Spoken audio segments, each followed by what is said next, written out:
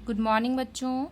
आज हम भौतिक भूगोल के मूल सिद्धांत इस बुक को स्टार्ट कर रहे हैं। उसमें हमारा फर्स्ट चैप्टर है भूगोल एक विषय के रूप में। इस चैप्टर में हम भूगोल के बारे में जानेंगे। भूगोल क्या है, किसे कहा जाता है और उसकी विभिन्न शाखाओं के बारे में जानेंगे। अब तक 10th तक हम जब पढ़ रहे थे भूगोल, तो वो सामाजिक जो तुम पढ़ते हो एसएस, उसी का एक पार्ट के रूप में एक ही बुक में हम भूगोल, पॉलिटिकल ये सब पढ़ लेते हैं एक ही बुक में। लेकिन जब हम 11th क्लास में आते हैं तो भूगोल हमारा एक अलग से सब्जेक्ट बन जाता है। तो यहाँ हम अलग से इस सब्जेक्ट को पढ़ेंगे। तो देखते हैं हम। भूगोल आपको विविधता को समझने तथा समय एवं स्थान के संदर्भ में ऐसी विभिन्नताओं को उत्पन्न करने वाले कारकों की खोज करने की क्षमता प्रदान करता है, जिसमें आपने मानचित्र में परिवर्तित ग्लोब को समझने और धरातल के दृश्य ज्ञान की कुशलता विकसित होती है। किसी भी चीज़ को जानने के लिए, समझने के लिए भौगोलिक संदर्भ में जो हम अध्ययन करते हैं वो सब हमारा किसके अंतर्गत आता है? भूगोल के अंतर्गत आता है। भूगोल क्या होता है? पृथ्वी का वर्णन होता है। और भूगोल शब्द का सर्वप्रथम प्रयोग जो किया था वो एक भूगोलवेत्ता हुए थे, वो ग्रीक के थे और उनका नाम था इरेटोस्थेनीज।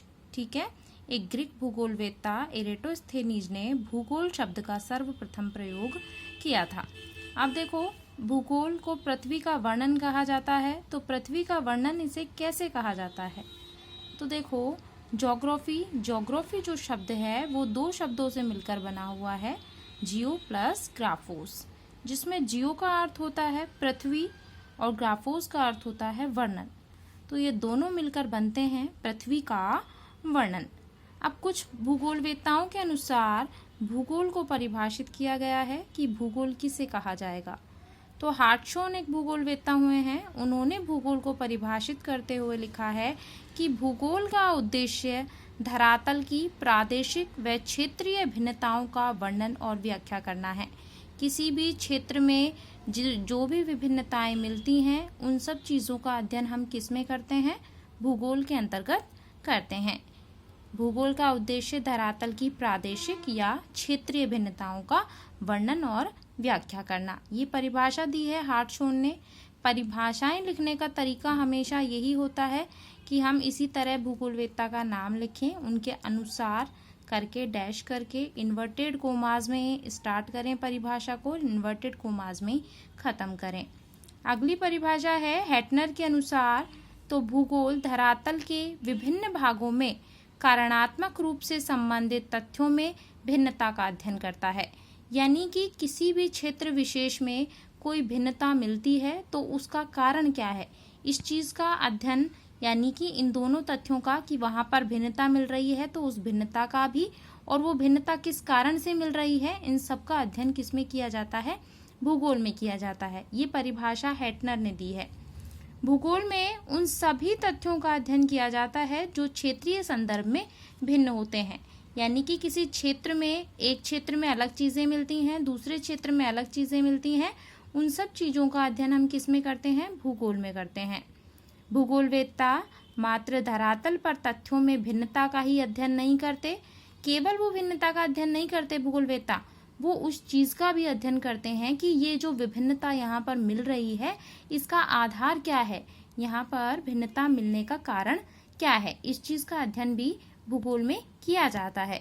जैसे हम उदाहरण ले लें तो किसी क्षेत्र में फसल अलग मिलती है। जैसे हम राजस्थान में ले लें तो पश्चिम राजस्थान में बाजरा बोया जाता है, जबकि जिस इलाके में हम रहते हैं यहाँ पर बाजरे जैसी फसल नहीं होती है। तो इस चीज़ का अंतर क्या है? यहाँ की जलवायु, यहाँ की मिट्टी, बाजार में मांग, तकनीकी निवेश, ये सब कारण हैं जो कि यहाँ पर फसल के प्रारूप को भिन्नता प्रदान करते हैं। इस प्रकार भूगोल दो तत्वों या एक से अधिक तत्वों के मध्य कार्य कारण संबंध को ज्ञात करने से है कि कोई भी चीज़ हो रही है तो उसका क्या कारण है, इन दोनों तत्वों का अध्ययन इसमें किया जाता है। यानी कि उस भिन्नता का भी जो क्षेत्र विशेष में मिल रही है और उस भिन्नता का कारण क्या है, इसका भी अध्ययन हम भूगोल में करते हैं। भूगोल प्रकृति और मानव के समग्र इकाई के रूप में अंतर प्रक्रिया के अध्ययन से संबंधित है। मानव प्रकृति पर अपनी छाप छोड़ता है तथा प्रकृति मानव जीवन के विविध पक्षों को प्रभावित करती है। मनुष्य प्रकृति पर अपनी छाप कैसे छोड़ता है कि जो भी हमें अपने पर्यावरण में जो भी चीजें मिलती हैं उनको हम किसी न किसी रूप में मनुष्य उसको ढाल देता है। और उसी तरीके से प्रकृति मानव पर कैसे प्रभाव डालती है कि जब सर्दियां होती हैं तो हम अलग तरीके के वस्त्र पहनते हैं, गर्मियों में हम अलग तरीके के वस्त्र पहनते हैं, और कुछ स्थान विशेष होते हैं वहां पर आवास भी ऋतु के अनुसार होते हैं और व्यवसाय भी ऋतु के अनुसार होते हैं। तो इस तरीके से प्रकृति मनुष्य पर प्रभाव डालती है और मनुष्य प्रकृति पर प्रभाव डालता है। मानव ने प्रकृति के साथ समझौता कर लिया है और समझौता दो प्रकार से वो कर सकता है, उसने किया है। कोई भी प्राणी जब तक समझौता नहीं करता है तब तक वो इस दुनिया में नहीं रह सकता। तो या तो हम अनुकूलन कर लें, या तो हम सामंजस्य प्रकृति के साथ स्थापित कर लें, या फिर प्रकृति में जो चीजें हमारे अनुकूल नहीं हैं उसमें हम मॉडिफिकेशन कर दें, यानी कि कुछ परिवर्तन कर दें, रूपांतरण कर दें। जिस प्रकार ईश्वर ने मिट्टी बनाई है तो मनुष्य ने उससे क्या किया, मिट्टी से कुछ ना कुछ बना दिया। कब बना दिया? जैसे ईश्वर ने रात्रि बनाई है तो मनुष्य ने क्या किया, दीपक बनाया है। अब ईश्वर ने रेत, पहाड़, पठार ये सब बनाए हैं, तो उसके अलावा मनुष्य ने क्या किया, फूलों की क्यारियां लगा दी हैं, फसलें उपजाई हैं। इस तरीके से मनुष्य ने क्या किया है, प्रकृति ने जो चीजें हमें दी हैं उसका हल निकाला है। इस प्रकार हमें मानवीकृत प्रकृति और प्रकृति प्रभावित मानव के दर्शन होते हैं। भूगोल इसी अंतर प्रक्रियात्मक संबंध का अध्ययन करता है। इन दोनों के मध्य अंतर प्रक्रिया है, उसका संबंध किसमें किया जाता है, भूगोल में किया जाता है।